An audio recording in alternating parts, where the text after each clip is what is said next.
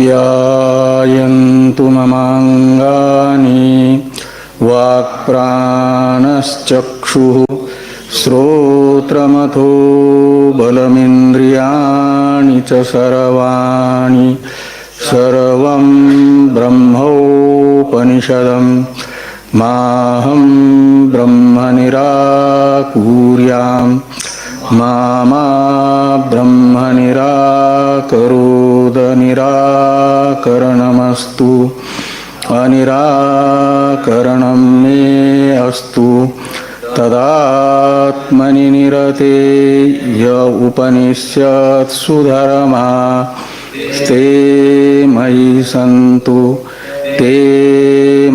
सन्तु ओम शांति शांति शांति। शंकरं शंकरा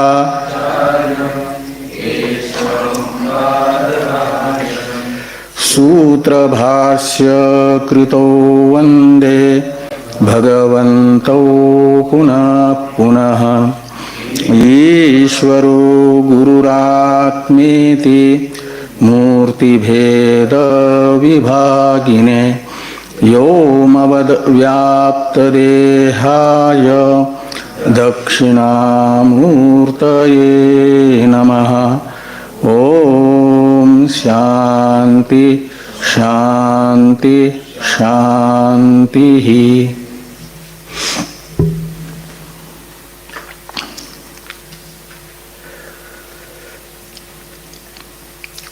सामवेदीय तलोकार शाखा के ब्राह्मण भाग के नवम अध्यायात्मक केनोपनिषद के वाक्य भाष्य की चर्चा हम लोग कर रहे हैं। वाक्य भाष्य में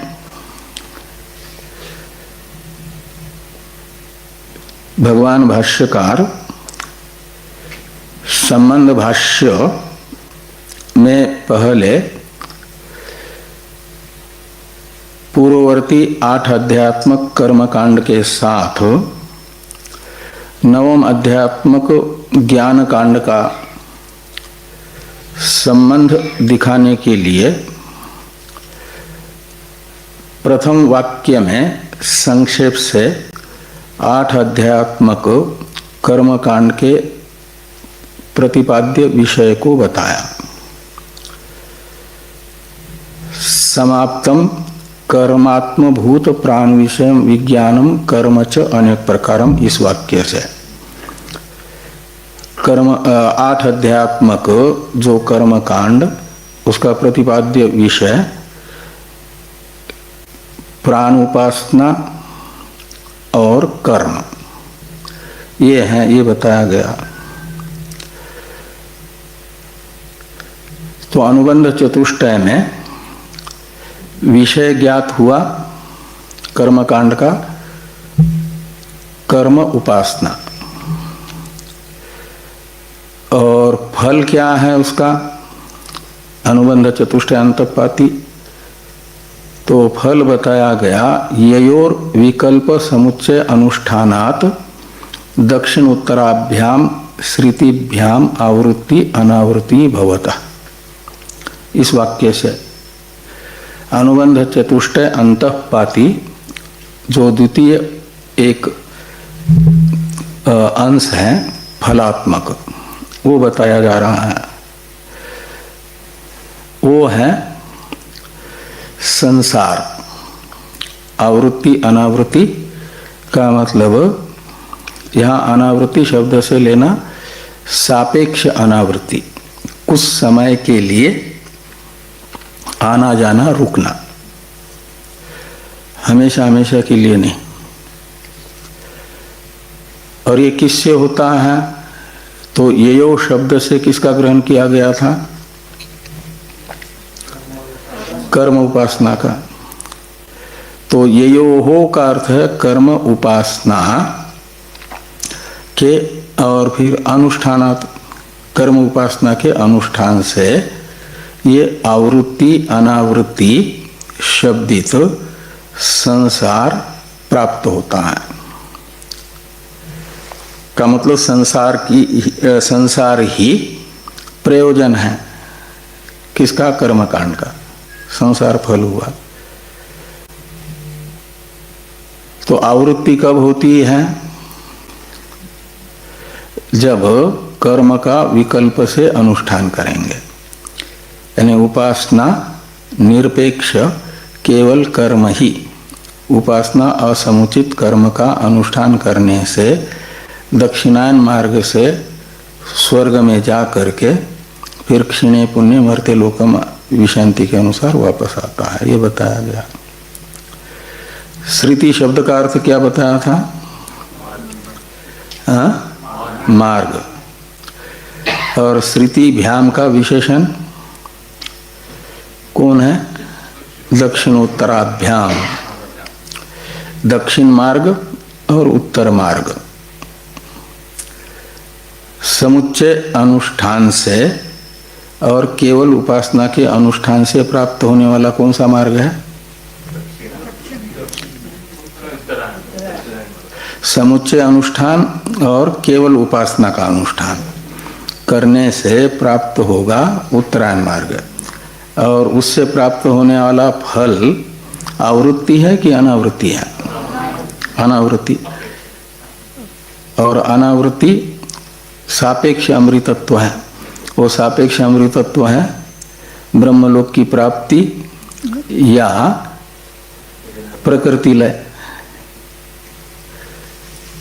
ये यहां तक संसारी है करके पहले बताया था ना। पहले यानी कब? कल। और कल किस प्रसंग में बताया था? ये तो एक ही, यहाँ तो ये अभी कल दो ही वाक्य पर विचार हुआ है। ईशावास्योपनिषद में असंभूत्या अमृतम अश्नुते, इसमें असंभूति शब्द का अर्थ है प्रकृति उपासना। और उसका फल क्या है? प्रकृति लय रूप अमृतत्व की प्राप्ति। और फिर विचार करते हुए बताया था भाष्यकार भगवान ने कि प्रकृति लय पर्यंत पूरा संसारी है, एतावता ही संसार गति। इस वाक्य से ईशावास्योपनिषद में। तो इस प्रकार ये जो संबंध भाष्य के दो वाक्य हैं, इससे ये ज्ञात हुआ कर्म कांड का विषय और फल। तो कर्म कांड के फल की इच्छा रखने वाला अधिकारी हो जाएगा, जो कर्म कांड का अध्ययन करके कर्म का ज्ञाता बना है। उपासना में अपेक्षित उपास्य के स्वरूप को भी समझ चुका है, लेकिन अभी किया नहीं है। ये तो अनुष्ठेय साधन है ना। ऐसा जो विद्वान है, अनुष्ठेय साधन के स्वरूप को जानने वाला, उसे कहा जाएगा विद्वान। कर्मकांड के अधिकारी के लक्षण विशेषण कौन कौन है? कौन होता है कर्मकांड का अधिकारी? जो विद्वान हो, यानी अनुष्ठेय साधन के फल को तथा साधन के स्वरूप को जानता हो। और साधन का स्वरूप बताएगा कर्मकांड। इसलिए कर्मकांड का जिसने अध्ययन करके कर्मकांड के प्रतिपाद्य विषय का ज्ञान प्राप्त कर लिया, उसे विद्वान कहा जाएगा। और खाली कर्मकांड के विषय को जानने मात्र से कर्मकांड का अधिकारी नहीं होगा। वो तो चार विशेषणों में से एक विशेषण है। उसके लिए फिर फलार्थित्व भी होना चाहिए। कर्मकांड के द्वारा प्रतिपाद्य जो साधन, उसके फल की आकांक्षा करने वाला फलार्थी होना चाहिए। तो कर्मकांड के स्वरूप को, कर्मकांड के प्रतिपाद्य विषय के स्वरूप को भी जानता है, कर्मकांड के द्वारा प्रतिपादित साधन का फल भी चाहता है, लेकिन उस साधन को करने का सामर्थ्य न हो यदि, तो भी वो कर्म नहीं कर पाएगा, साधन अधिकारी नहीं माना जाएगा। इसलिए एक विशेषण है समर्थ, विद्वान, फलार्थी, समर्थ, तीन हुए। और चौथा है अपर्युदस्त। पर्युदस्त कहते हैं जो कर्मकांड के द्वारा प्रतिपादित साधन विशेष है, उस साधन विशेष का अधिकार शास्त्र जिसे नहीं देता है उसे कहा जाता है पर्युदस्त। और अपर्युदस्त का अर्थ है शास्त्र जिस साधन विशेष के फल को ये चाहने वाला व्यक्ति है उसके स्वरूप को भी जानता है, करने में समर्थ भी है और अधिकार का निषेध भी नहीं करता है। शास्त्र कहता है कि हाँ तुम कर सकते हो, तो उसे कहा जाएगा अपर्युदस्त, यानी शास्त्र के द्वारा साधन के अधिकारी के रूप में समर्थित, वो हो जाएगा अपर्युदस्त। इस प्रकार ये चार विशेषणों से युक्त जो होता है वो तो माना जाता है कर्मकांड का अधिकारी। और फिर संबंध बनेगा अधिकारी और विषय के साथ प्राप्य प्रापक भाव संबंध, साधन और फल का साध्य साधन भाव संबंध। इस प्रकार ये अनुबंध चतुष्टय होता है ना। तो इन दो वाक्यों से एक प्रकार से कर्म कांड का भगवान भाष्यकार ने अनुबंध चतुष्टय बताया। और ये अनुबंध चतुष्टय कर्म कांड का जो है उससे विलक्षण अनुबंध चतुष्टय रहेगा तलवकार शाखा के ब्राह्मण भाग के 9वें अध्यायात्मक केनोपनिषद का। 9वें अध्याय का अनुबंध चतुष्टय अलग रहेगा, इसलिए वो अलग प्रकरण माना जाएगा, ज्ञान कांड माना जाएगा। उसे बताएंगे आगे। उससे पहले ये कहा जा रहा है अत ऊर्ध्वम फल निरपेक्ष ज्ञान कर्म समुच्चय अनुष्ठानात्। हाँ, इसी वाक्य से शुरुआत कर रहे हैं ज्ञान कांड के अनुबंध चतुष्टय को अलग से बताने के लिए। अब पूर्व पक्षी ये शंका करते हैं कि मान लेते हैं कि कर्म कांड का अनुबंध चतुष्टय ये है विद्वान, फलार्थी, समर्थ, अपर्युदस्त जो मनुष्य, वह कर्म कांड का अधिकारी है, विषय उपासना कर्म है, फल संसार है और संबंध साध्य साधनादि रूप है। ये विशिष्ट अनुबंध आपके कर्मकांड का है, ये मान लिया। लेकिन इससे अलग 9वें अध्यात्मक ज्ञान कांड का आप कह रहे हो वो प्रकरण अलग है, तो प्रकरण भेदक तो होता है, अनुबंध भेद, तो अलग अनुबंध कैसे है, ये जिज्ञासा होगी। तो इसके लिए फिर भाष्यकार भगवान ये बताते हैं कि अत ऊर्ध्वम, अतः ऊर्ध्वम का अर्थ है अतः ये शब्द है इदम शब्द से तहसील प्रत्यय होकर के बनता है। इस और तहसील प्रत्यय है तद्धित प्रत्यय, इसलिए अतः को क्या कौन सी वृत्ति कहा जाएगा? वृत्ति के कितने प्रकार होते हैं? हाँ? पद कितने प्रकार के होते हैं? वृत्त्यात्मक, अवृत्त्यात्मक, दो प्रकार के पद माने जाते हैं। उनमें फिर वृत्त्यात्मक पदों के अवान्तर 5 भेद। कृत वृत्ति, तद्धित वृत्ति, समास वृत्ति, एक शेष वृत्ति और सनाद्यंत धातु रूप वृत्ति। ऐसे 5 प्रकार के वृत्त्यात्मक पद होते हैं। उनमें से अतः शब्द है 5 प्रकार की वृत्ति में से कौन सी वृत्ति? तद्धित वृत्ति, क्योंकि तहसील प्रत्यय तद्धित प्रत्यय है।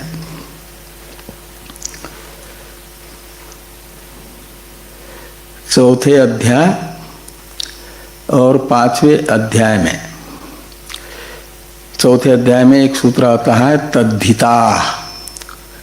कौन से चौथे अध्याय में? किसके? सिद्धांत कौमुदी क्या अध्याय है? अष्टाध्यायी। कौन सी? रुद्राष्टाध्यायी, पाणिनीय अष्टाध्यायी। व्याकरण शास्त्र में जो सूत्र है और सूत्र के रचयिता है पाणिनि जी, उनके द्वारा रचित अष्टाध्यायी को कहा जाएगा पाणिनीय अष्टाध्यायी। उसके चौथे अध्याय में एक सूत्र आता है तद्धिता। और तद्धिता पाणिनीय सूत्र के कितने भेद होते हैं? कितने प्रकार के सूत्र होते हैं? हाँ, तो 6 प्रकार। उनमें से तद्धिता, ये जो 6 प्रकार के सूत्रों में से कौन सा सूत्र माना जाएगा? कौन से प्रकार का माना जाएगा? संज्ञा सूत्र, परिभाषा सूत्र, नियम सूत्र और संज्ञा च परिभाषा च विधि सूत्र और अतिदेश और अधिकार। ऐसे 6 प्रकार हैं। तो उन 6 प्रकारों में से तद्धिता, इस सूत्र को विधि सूत्र माना जाएगा कि संज्ञा सूत्र माना जाएगा? यह अधिकार सूत्र है। और इसका अधिकार का मतलब लंबी अनुवृत्ति जाती है जिस सूत्र की, कहीं पूरे पाद में या अध्याय में या 2-2 अध्याय तक। तो ये जो तद्धिता सूत्र चौथे अध्याय में आया और उसकी अनुवृत्ति जानी है 5वें अध्याय तक। इसलिए चौथे 5वें अध्याय के द्वारा विहित जो प्रत्यय हैं उन्हें कहा जाता है तद्धित प्रत्यय। तो ये तहसील प्रत्यय ये चौथे 5वें अध्याय में आए हुए सूत्र से विहित है। पंचम्या तहसील इस सूत्र से, और पंचम्यंत पद से तहसील प्रत्यय होता है। तो अस्मात् ऐसा उसका विग्रह होगा। इति अतः, अस्मात् इति अतः। तो अस्मात् शब्द का अर्थ क्या होता है? ईस से। इदम शब्द का अस्मात् पंचमी का एक वचन है ना, तो उसका अर्थ निकलेगा ईस से। और ईस से, इस सर्वनाम से क्या ग्रहण किया जाएगा? पूर्ववर्ती जो निकट में है प्रतिपादित पदार्थ, उसे लिया जाएगा अतः शब्द से। तो पूर्ववर्ती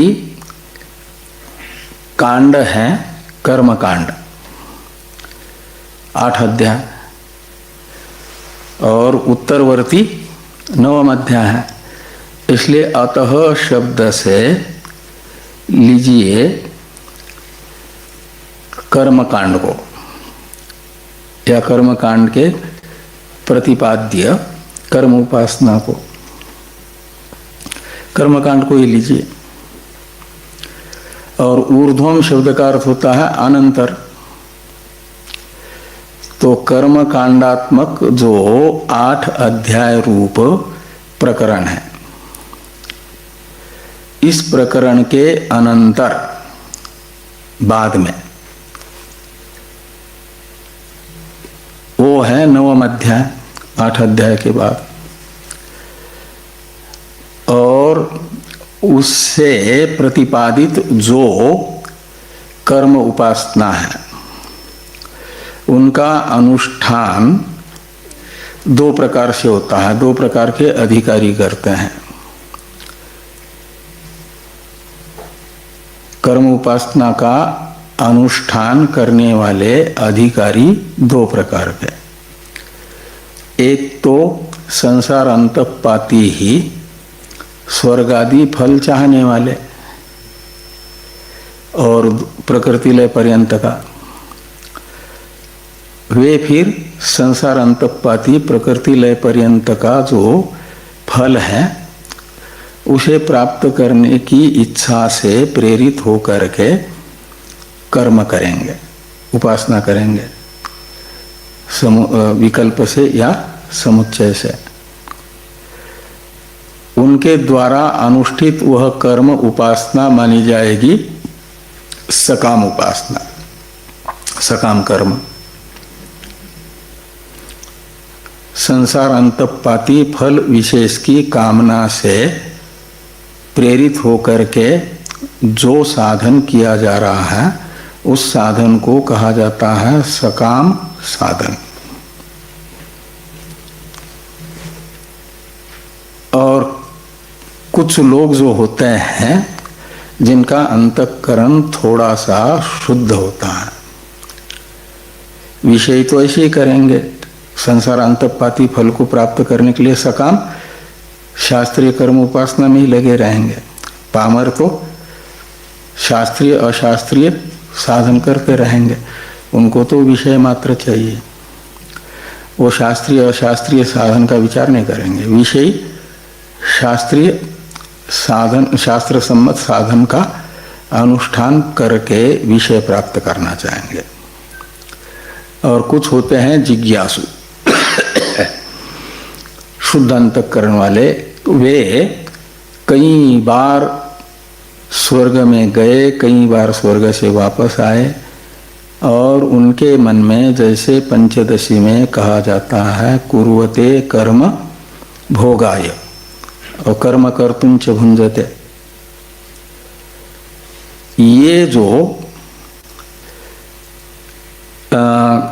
भोग के लिए कर्म करना और कर्म करने के लिए भोग भोगना का मतलब आवागमन में ही पड़े रहना, और ये करते करते जो थक गए हैं, शास्त्रीय पुण्य कई कल्पों से करते आ रहे हैं सकाम, तो उनका एक सकाम कर्म करने से भी थोड़ा थोड़ा थोड़ा थोड़ा आनुषंगिक अपूर्व बनता है, और वो कई जन्मों का अपूर्व यानी पुण्य विशेष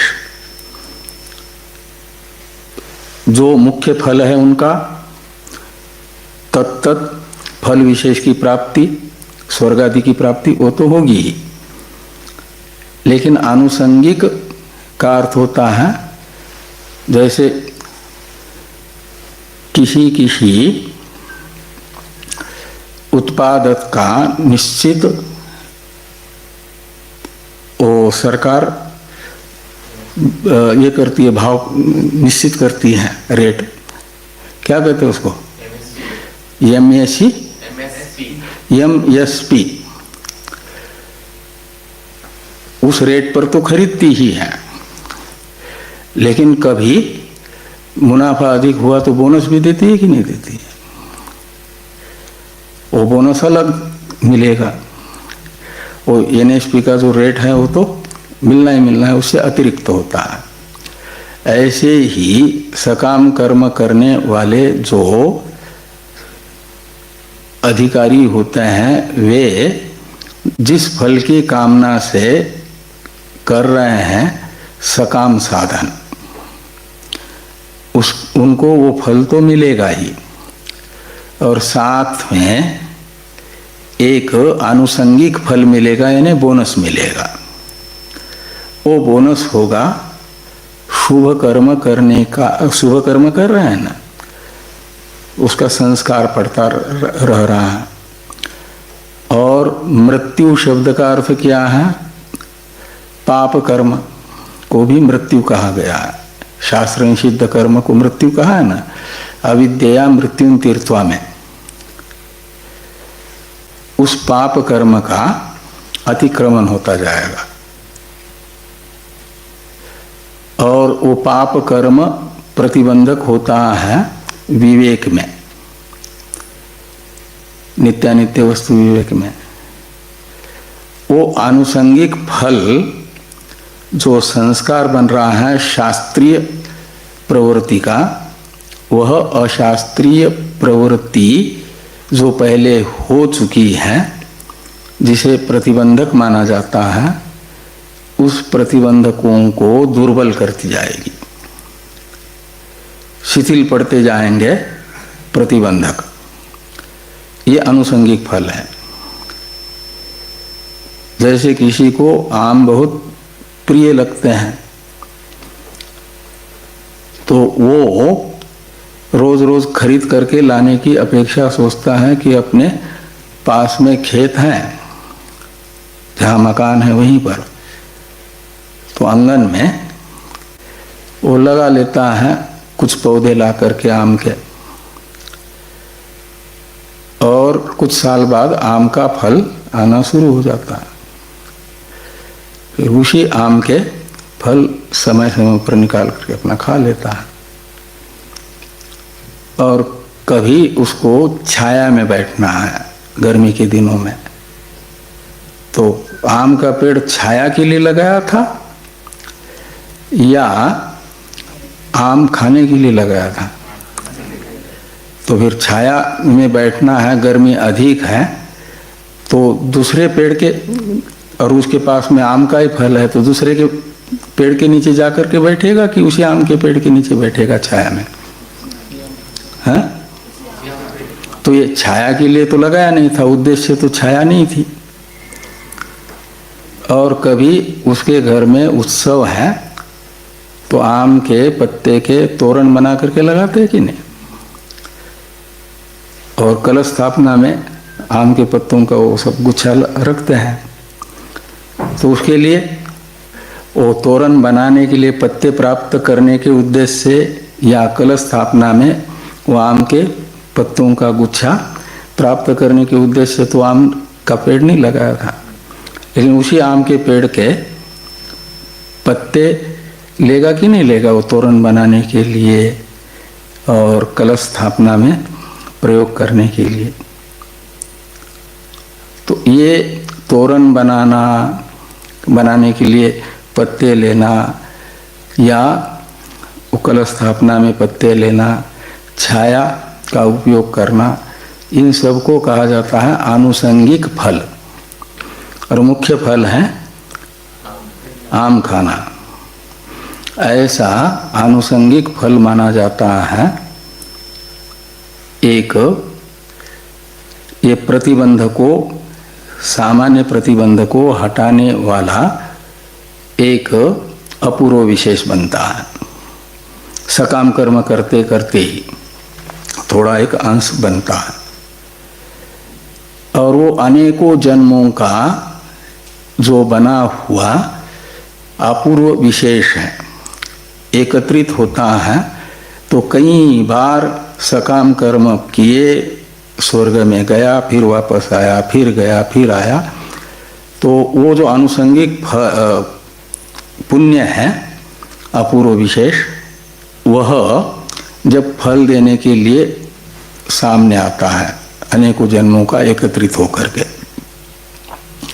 तो उसके अंदर से यह विचार आने लगते हैं, क्या बस यही जीवन है कि कर्म करो और फिर फल भोगने के लिए वहाँ जाओ, फिर वहाँ से आओ, फिर यहाँ कर्म करो?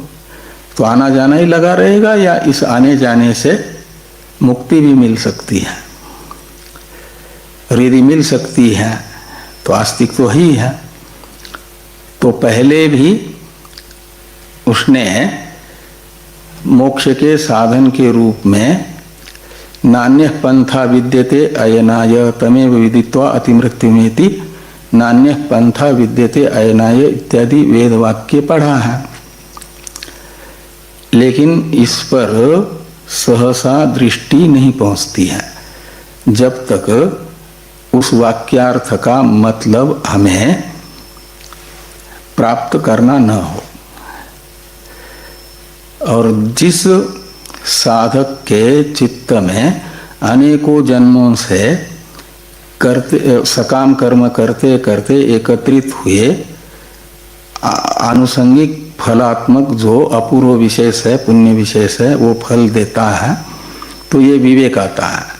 और ये विवेक जिसके अंदर आया वो फिर आने जाने के आवागमन के चक्र से मुक्ति का साधन खोजता है। किसका साधन शास्त्र कौन सा बताता है? तो फिर पहले ही पढ़ा हुआ जो तमेव विदित्वा अतिमृत्युमेति नान्य पंथा विद्यते अयनाय ज्ञानादेव तु कैवल्यम ऋते ज्ञानान्न मुक्ति, ये ज्ञान को मुक्ति का साधन बताने वाले जो वेद वाक्य हैं उनके अर्थ का बोध होता है, समझ में आने लगता है। और फिर वह क्या करता है,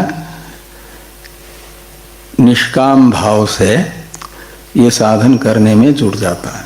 निष्काम कर्म और उपासना करने की प्रवृत्ति उसके अंदर आती है। ईशावास्योपनिषद के द्वितीय मंत्र को पढ़ करके एवं त्वयि नान्यथे तोस्ति न कर्म लिप्यते नरे, इसे पढ़ करके उसके अंदर इसका अर्थ प्रकट होता है। और ये क्या बताता है कि निष्काम कर्म उपासना करते रहने को छोड़कर दूसरा कोई साधन तुम्हारे लिए है नहीं जो कर्म को तुमसे लिपायमान न होने दे।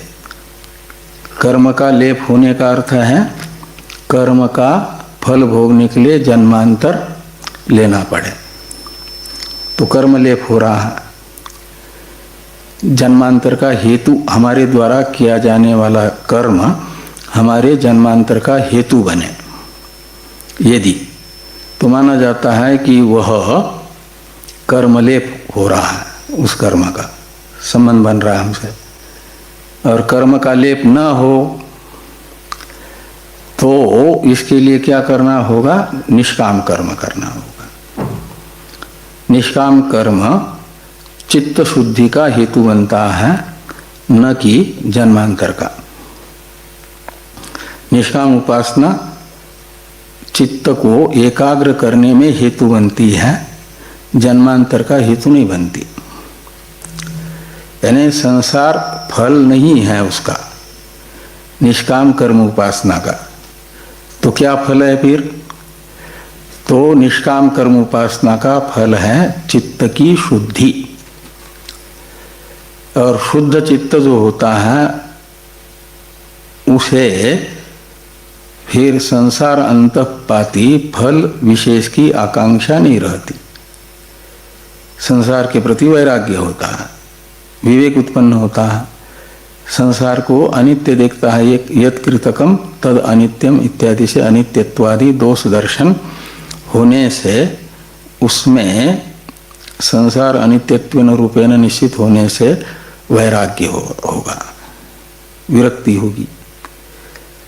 और जो अनात्म पदार्थ के प्रति विरक्त है उसके चित्त में आत्म जो नित्य पदार्थ है, और नित्य कौन है? 4 प्रकार के पुरुषार्थों में से परम पुरुषार्थ माना गया मोक्ष को। क्यों? वो नित्य होने से। बाकी जो 3 पुरुषार्थ हैं, धर्म अर्थ काम, या नित्य हैं। और उनमें मोक्ष में, चतुर्थ पुरुषार्थ में परमत्व है, नित्यत्व। तो नित्य जो मोक्ष, उसकी इच्छा जगेगी, मुमुक्षा आएगी। मोक्ष ये फल है, तो फिर मोक्ष रूपी फल की इच्छा जिसके अंदर हुई, उसके अंदर फलेच्छा साधन इच्छा को जन्म देती है। साधन की इच्छा की जनिका बनती है फल की इच्छा, उत्पन्न करती है साधन की इच्छा को। तो मुमुक्षा ये मोक्ष रूप फल की इच्छा होने से वह मोक्ष के साधन की इच्छा को जन्म देगी। और मोक्ष का साधन है ज्ञान, और ज्ञान की इच्छा को कहा जाता है जिज्ञासा। तो उसके अंदर जिज्ञासा होगी, और जो आत्म जिज्ञासु है उसे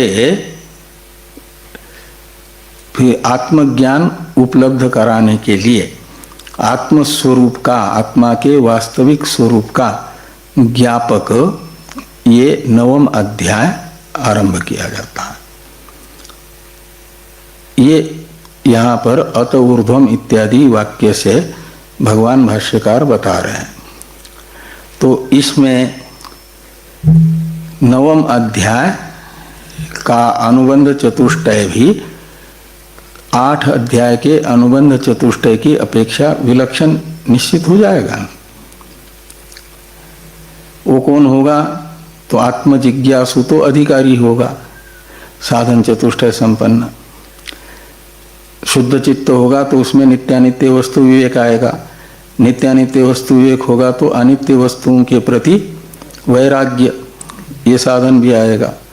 और मनादि उसके शांत रहेंगे। अनात्म पदार्थों की इच्छादि तो मनादि को अशांत करती हैं, इंद्रियों को अनिगृहित रखती हैं।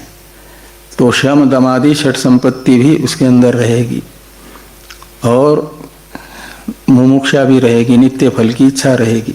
जो नित्यत्वेन रूपेण निश्चित है उसे प्राप्त करने की इच्छा रहेगी, अज्ञानी है तो वो मुमुक्षा कहलाएगी।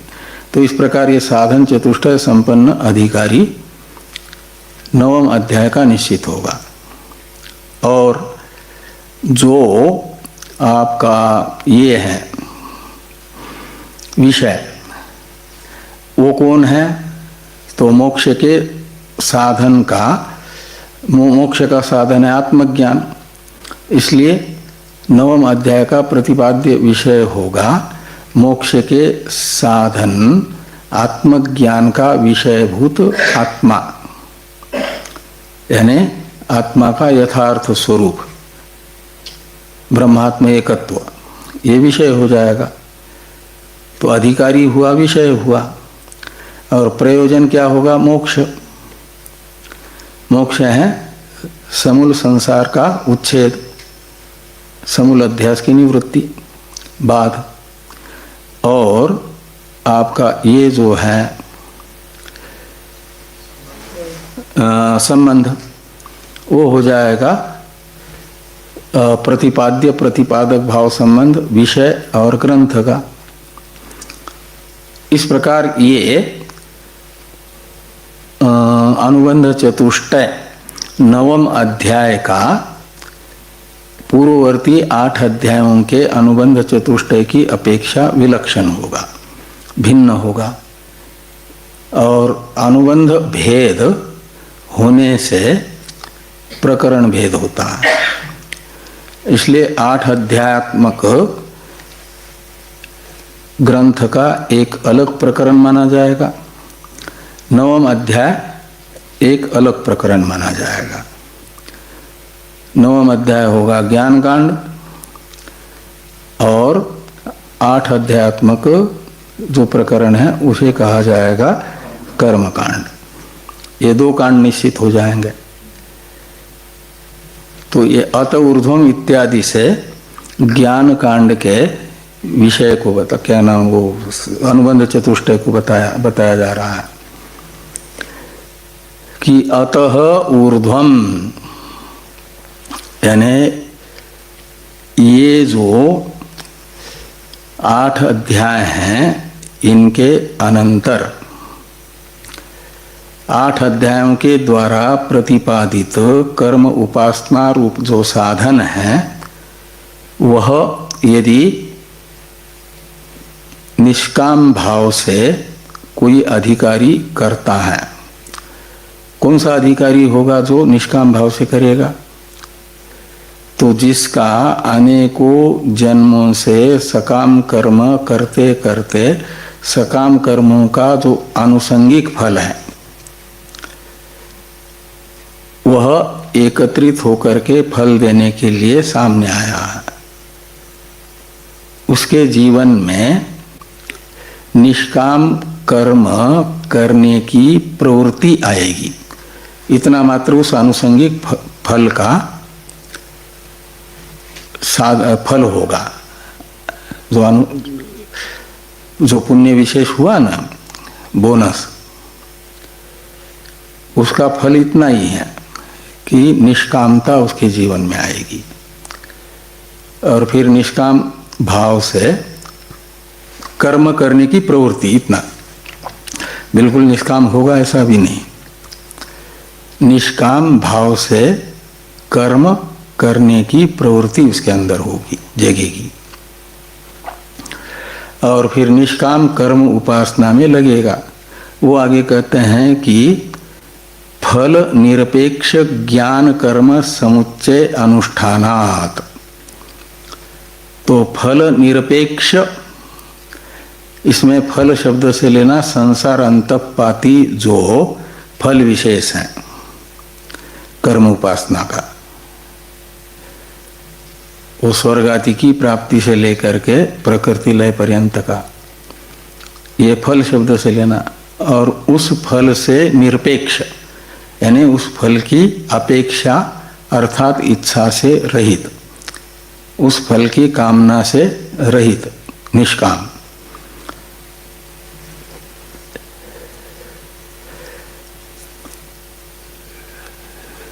तो निष्काम भाव से ज्ञान कर्म, इसमें ज्ञान शब्द का अर्थ निकलेगा उपासना और कर्म शब्द का अर्थ है कर्म। तो निष्काम कर्म उपासना के समुच्चय अनुष्ठान से उपासना भी कर रहा है, लेकिन उसका संसार अंतपाती अपेक्षित अमृतत्व रूप फल नहीं चाह रहा है।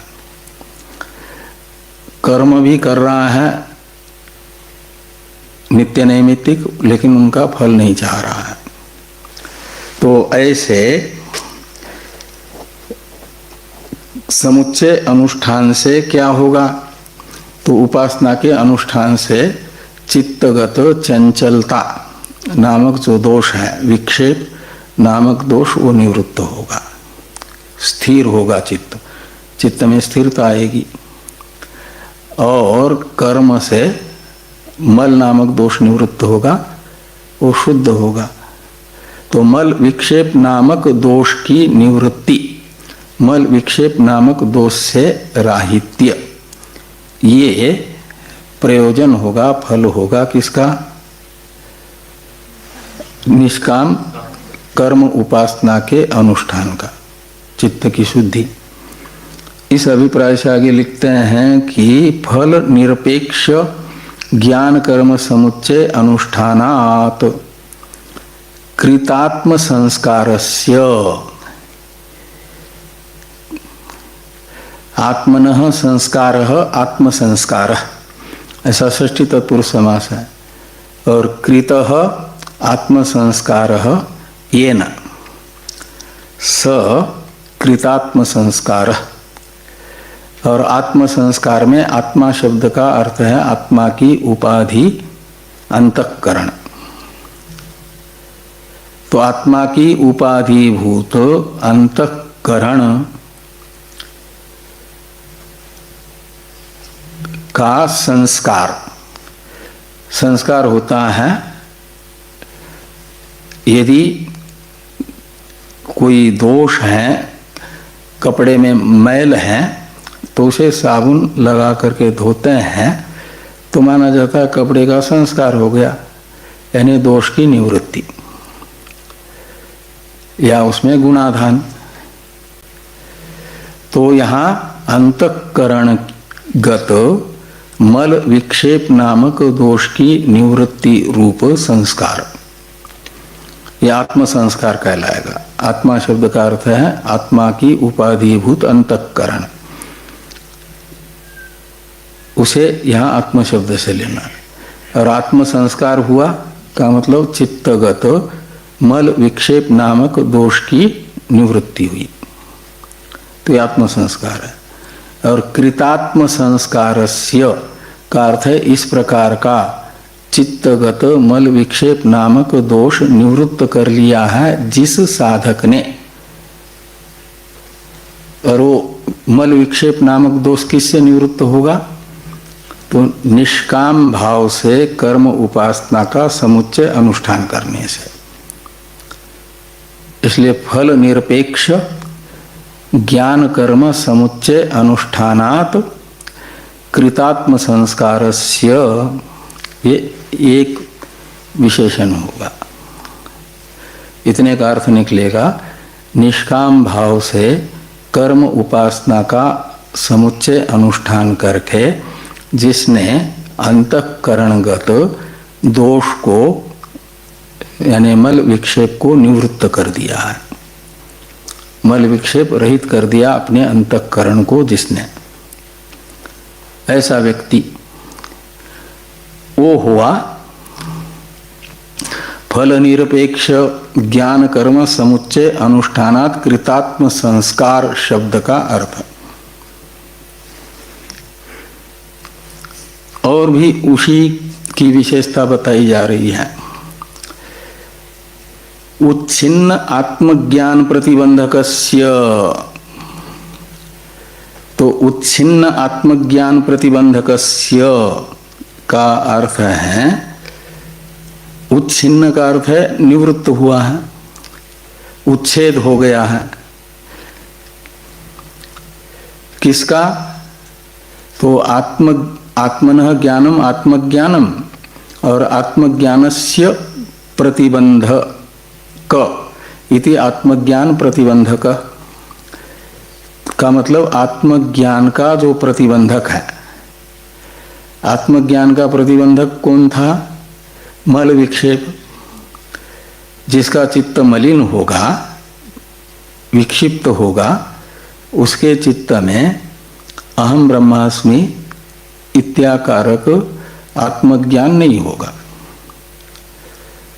विक्षिप्त चित्त वाले को और मलिन चित्त वाले को अहम ब्रह्मास्मि यह ब्रह्म ज्ञान नहीं होता। इसलिए माना जाता है ब्रह्म ज्ञान की उत्पत्ति में प्रतिबंधक मल विक्षेप नामक दोष को, मृत्यु को। और वो मृत्यु का अतिक्रमण हो गया का मतलब उच्छिन्न का अर्थ है निवृत्त हो गया है। क्या? तो आत्मज्ञान का प्रतिबंधक। और ऐसा आत्मज्ञान का प्रतिबंधक निवृत्त होने पर क्या होता है? यानी शुद्ध चित्त होने पर, तो शुद्ध चित्त व्यक्ति को द्वैतात्मक जो संसार है उसमें शास्त्र जो दोष बताता है वो दोष दर्शन होता है। यानी शास्त्र का अर्थ शुद्ध चित्त में जैसा अभिप्रेत है शास्त्र को ऐसा ही प्रकट होता है। शास्त्र भय का हेतु किसको बताता है? द्वितीयात् वै भयम भवति, द्वैत दर्शन को। भेद दर्शन ये द्वैत भय का हेतु है। इसलिए आगे कहते हैं कि द्वय तो भय का हेतुत्व ये दोष है कि नहीं? जो भयानक होगा तो भयानकत्व यानी भय कारणत्व एक दोष है। वो किस में है? द्वैत में। इसलिए कहते हैं कि द्वैत रूप जो विषय यानी अनात्म पदार्थ, विषय कहो, अनात्म पदार्थ कहो, क्षेत्र कहो, द्वैत विषय कहो, एक है ना। शब्द अलग अलग है लेकिन इनका अर्थ क्षेत्र, द्वैत विषय, अनात्मा, ये समानार्थक शब्द हैं, इनका एक अर्थ है। तो द्वैत विषय यानी अनात्म पदार्थगत जो दोष है वो क्या दोष है? अनित्यत्व, साधन पारतंत्र्य आदि, भय हेतुत्व आदि, ये सारे दोष हैं। और ये दोष दिखते हैं, जैसे मुख पर छोटे छोटे भी दाग हो, वो मलिन दर्पण में नहीं दिखेंगे, लेकिन साफ दर्पण हो बिल्कुल, जिस पे कोई धूल चढ़ी हुई नहीं है, ऐसे दर्पण में अपना मुख देखेंगे तो छोटे छोटे जो दाग हैं वो भी दिखेंगे। ऐसे ही शुद्ध अंतःकरण में जो जो अनात्म पदार्थ में दोष है, साधन पारतंत्र्य, अनित्यत्व, भय हेतुत्व आदि, वे सब दोष दिखेंगे। और जिसमें दोष दिखते हैं उसको बुला करके अपने साथ रखते हैं कि तुम हमारे साथ है, हमारे कमरे में रहो। ये ज्ञात हुआ जिसके विषय में कि ये चोरियां करता है, और ये आपको ज्ञात हुआ और आप उसको कहोगे कि मेरे कमरे में एक तख्त खाली है, उसमें आकर के रहो। या जैसे ज्ञात होगा तो उसको चाहोगे कि उस कमरे में तो नहीं लेकिन उस भवन में ही न रहे, उस स्थान में ही न रहे, उसको हटा दोगे, यही प्रयास करोगे ना। का मतलब जिस पदार्थ में दोष दर्शन होता है उस पदार्थ को प्राप्त करने की, अपने पास रखने की इच्छा नहीं होती, उसे हटाने की इच्छा होती है।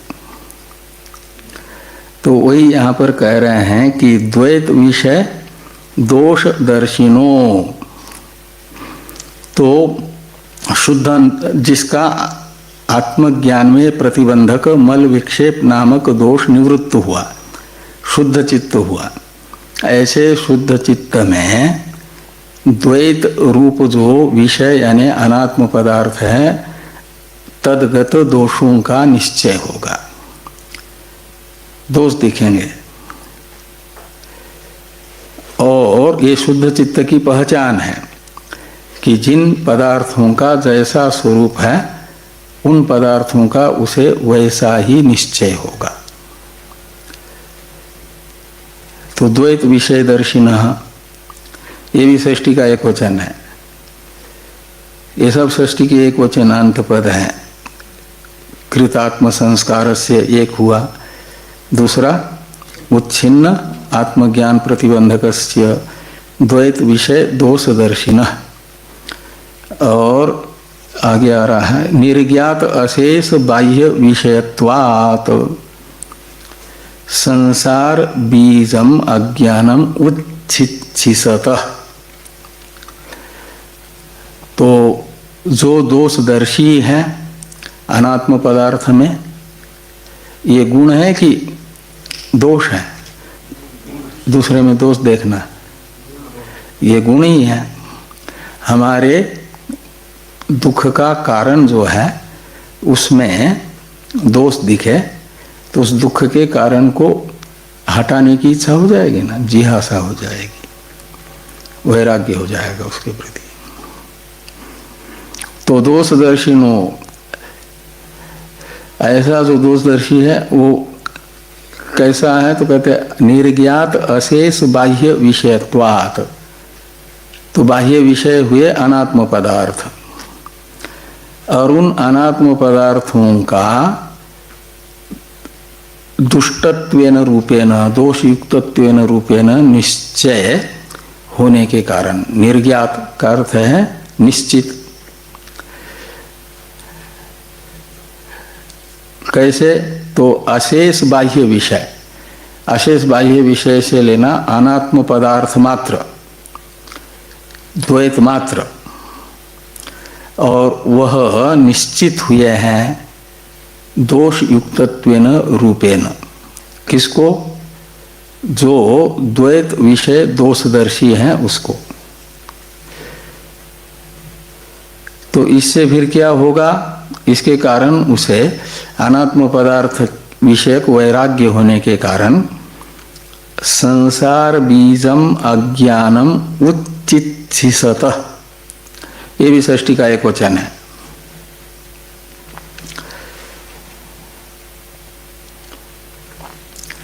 संसार बीजम, ये तो द्वितीय का एक वचन, संसार बीजम और अज्ञानम, अज्ञानम भी द्वितीय का एक वचन है, और संसार बीजम भी द्वितीय का एक वचन है। अज्ञान का हेतु है, यानी विशेषण है संसार बीजम। बीज कहते हैं कारण को, मूल को।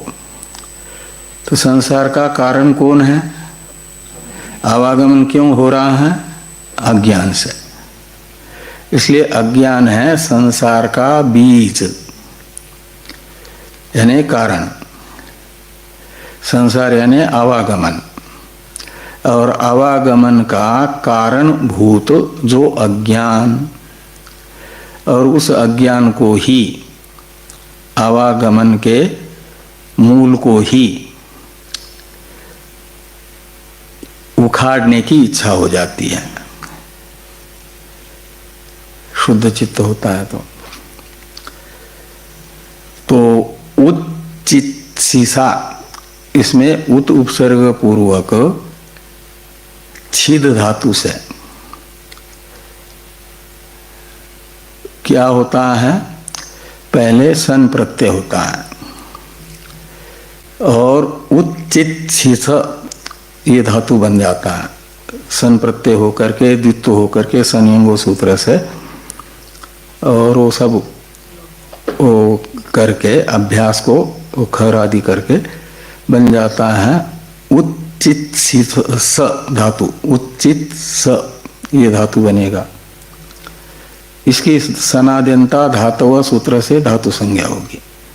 इसे कहा जाएगा सनाद्यंत धातुरूप वृत्ति। यह सनाद्यंत धातुरूप वृत्ति का उदाहरण है।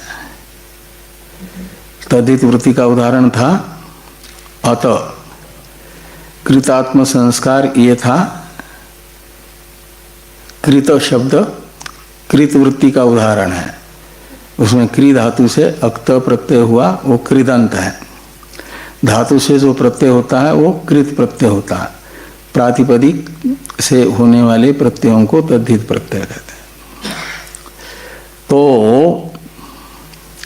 उच्चित्सिसत का, और फिर उच्चित ये धातु है, उससे लट प्रत्यय होता है। लट लकार वर्तमानी लट से, और लट के स्थान पर फिर क्षत्रिय आदेश होता है। वो क्षत्रि और शानस ये दो आदेश है ना, उसमें से क्षत्रि आदेश हुआ। उच्चित स धातु से परे लट लकार के स्थान पर पहले तिप आदेश, तिप के स्थान पर क्षत्रिय आदेश। और वो शब का रहता है अत, क्षत्रिय का अत रहेगा ना, तो शब वगैरह सब होकर के अतो गुणे से सब होकर के प्रातिपदिक बनेगा उच्चित सत तकारांत। और जगत का षष्ठी का एक वचन जैसे बनता है जगतः, कुर्वत का बनता है कुर्वतः, ऐसे उच्चित सिसत ये षष्ठी का एक वचन है। इसका अर्थ क्या होगा? उच्छेद करने की इच्छा करने वाला, उच्छेद करने की इच्छा करने वाला। उच्छेद कहते हैं उखाड़ने को। तो जैसे कोई विषैला पौध उग रहा है आपके आंगन में, तो उसको खाद पानी डालोगे या क्या करोगे? उखड़ोगे। और कैसे उखड़ोगे? ऊपर ऊपर, पत्ते पत्ते, जड़ से तो उखड़ोगे ना, उखाड़ोगे। तो ऐसे ये संसार रूप जो कार्य है उसको मात्र हटाएंगे शाखा शाखा, और उसका जड़ अज्ञान बना रहेगा, तो फिर उसमें शाखाएं आएगी कि नहीं आएगी? तो इसलिए क्या करना पड़ेगा? जड़ ही हटाना पड़ेगा। इसलिए उच्छेद करने की इच्छा करने वाला, ये जो उच्चित सत शब्द का अर्थ निकला, वो किसका उच्छेद करने की इच्छा वाला? केवल शाखा को काटने की इच्छा करेगा या जड़ को उखाड़ने की? तो जड़ को ही। इसलिए अज्ञानम उच्चित सत का अर्थ निकलेगा अज्ञान का उच्छेद करने की इच्छा करने वाला। अज्ञान को ही उखाड़ना चाहता है। क्यों उखाड़ना चाहता है? अज्ञान ने क्या बिगाड़ा है?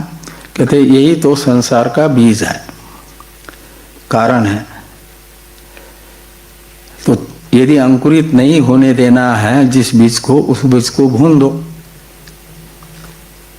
तो फिर जमीन में पड़ा भी रहेगा तो भुना हुआ चना जैसे अंकुरित नहीं होता, ऐसे ये भी अंकुरित नहीं हुआ।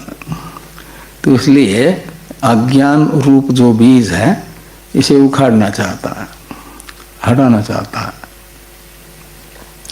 तो संसार का यानी आवागमन का कारणभूत जो अज्ञान, उसे उखाड़ने की इच्छा करने वाला, इसी का नाम है, अज्ञान की निवृत्ति का नाम ही तो मोक्ष है, का मतलब मुमुक्षु है।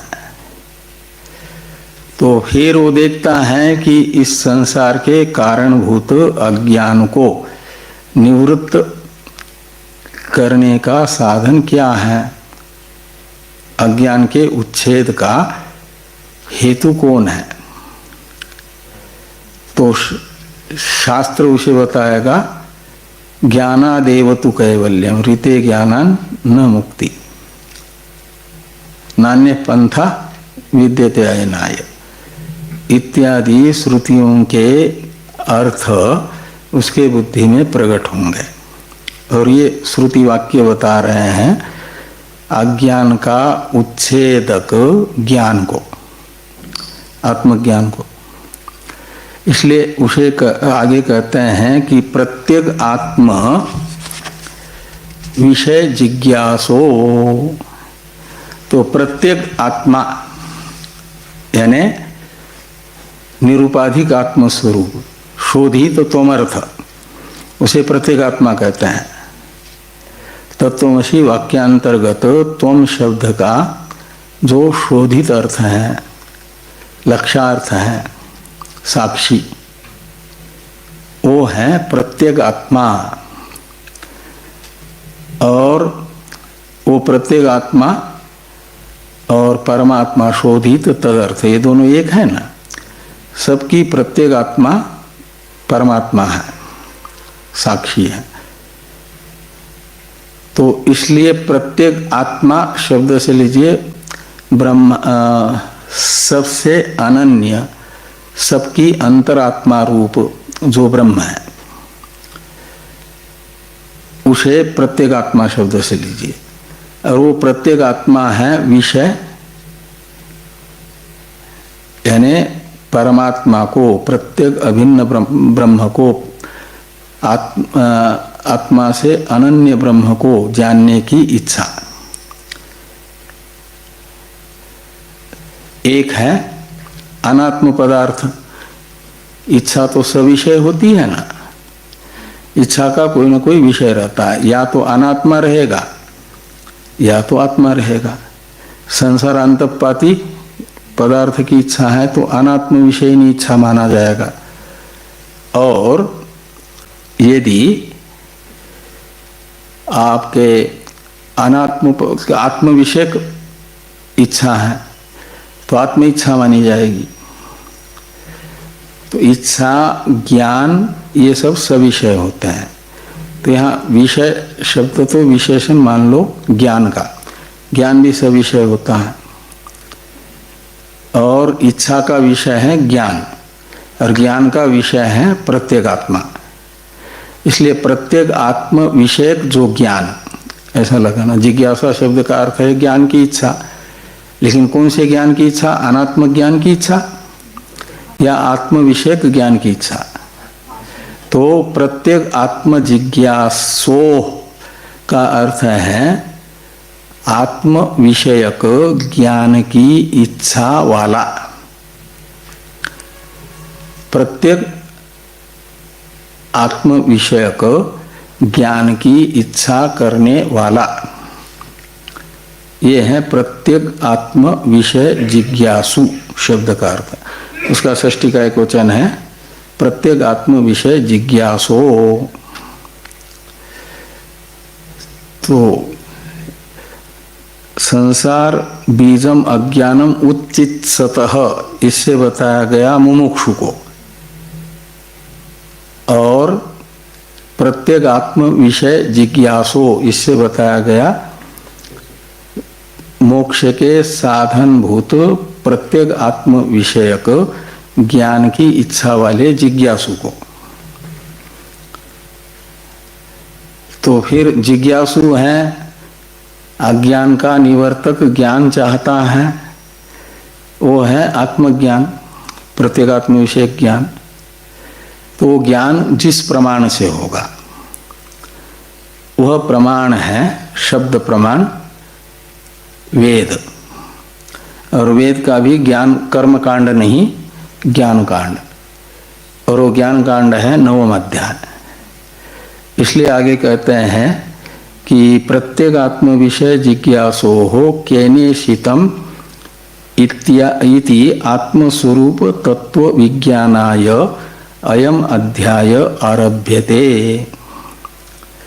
तो केनेशितम इति आत्मस्वरूप तत्व विज्ञानाय, तो केनेशितम इति यानी इत्यादि, ये 9वां अध्याय के प्रारंभ का मंत्र है। केनेशितम पतति प्रेषितम मनः, ये, और उसके प्रतीक के रूप में केनेशितम ये ले लिया। इससे लेना पूरा उपनिषद। हाँ, क्या है, क्या है?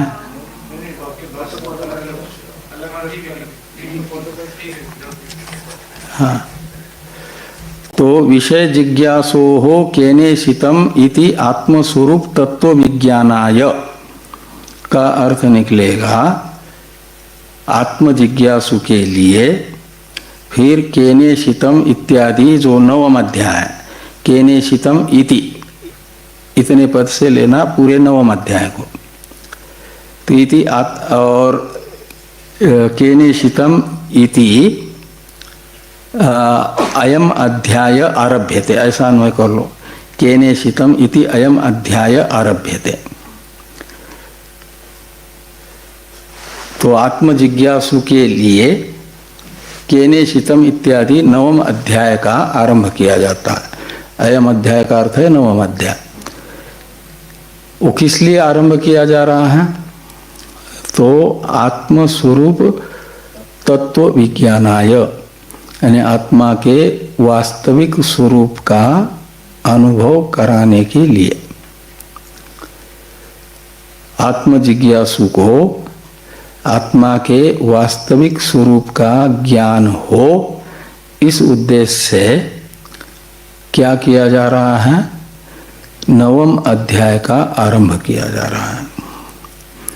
का मतलब ये ज्ञान कांड। इसका अधिकारी बताया आत्मजिज्ञासु इत्यादि षष्ट्यंत पद के द्वारा, और विषय बताया गया आत्मतत्व, और फल बताया गया संसार बीज अज्ञान का उच्छेद, और संबंध हो जाएगा प्रतिपाद्य प्रतिपादक भावादि।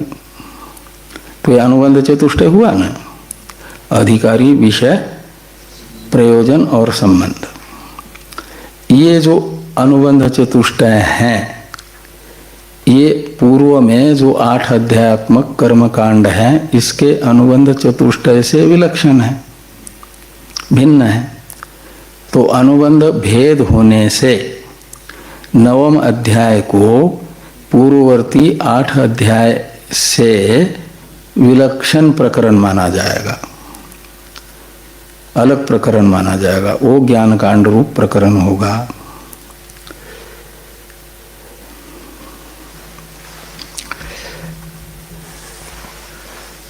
ठीक, फिर बाकी तेनच इत्यादि की चर्चा हम लोग कल करते हैं। हाँ,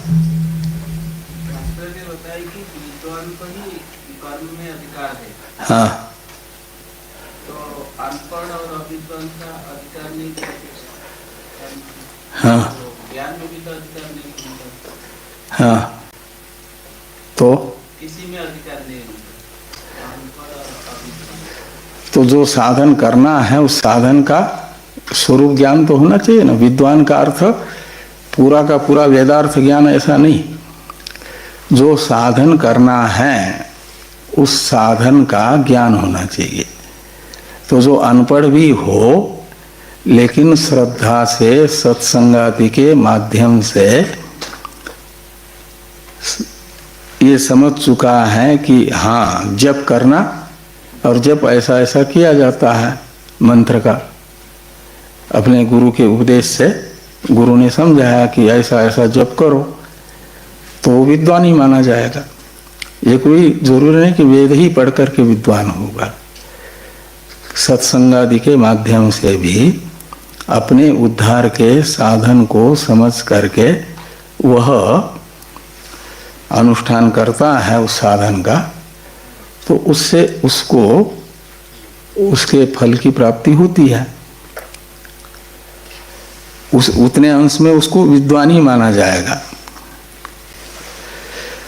ओम आप्यायन्तु ममांगानि वाक्प्राणश्चक्षुः श्रोत्रमथो बलमिन्द्रियाणि च सर्वाणि सर्वं ब्रह्मोपनिषदं माहं ब्रह्म निराकुर्याम् मा ब्रह्म निराकरोद निराकरणमस्तु अनिराकरणं मे अस्तु तदात्मनि निरते यौपनिषत्सु धर्मा ते मयि सन्तु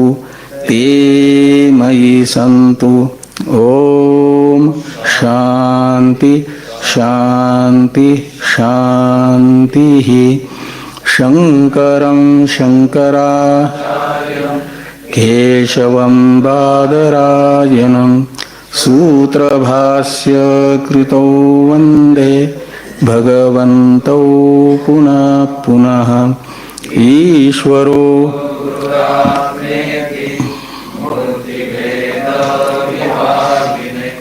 व्योमवद व्याप्तदेहाय दक्षिणामूर्तये नमः। ओम शांति शांति शांति।